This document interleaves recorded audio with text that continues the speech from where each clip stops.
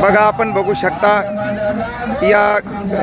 या देदस गडावर सदानंद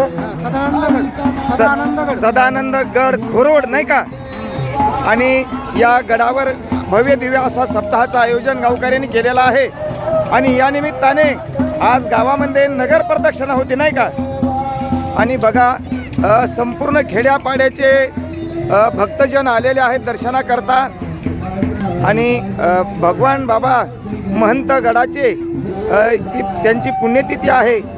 या पुण्यतिथीच्या निमित्ताने हा महोत्सव आहे. बघा, अनेक अबाल वृद्ध नर नारी सर्व काही या गडावर येत आहेत.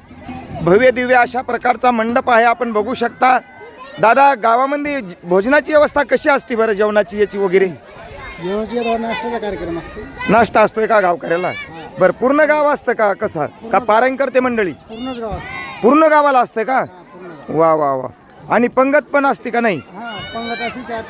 बरं, आता कथेची वेळ कशी आहे दादा? 11 ते 4. बरं, 11 ते 4 या वेळेमध्ये कथा आहे. कोण आहेत कथाकार, वक्ते प्रोक्ते? श्यामसुंदर महाराज आहे का? वा, धन्यवाद दादा.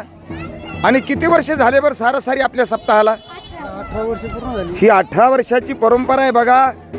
आणि आता गावामध्ये कुणी सुद्धा राहिलं नाही, नाही का? गावातले सर्व लहान मोठे म्हातारे बघा, हरिभजनी हे धवळीले जग आणि चुकविला लाग कळी काळाचा. आले आले वैष्णवडिंगर वीर वारी कर पंढरीचे. वैष्णव तो जया अवघी देवावरी माया.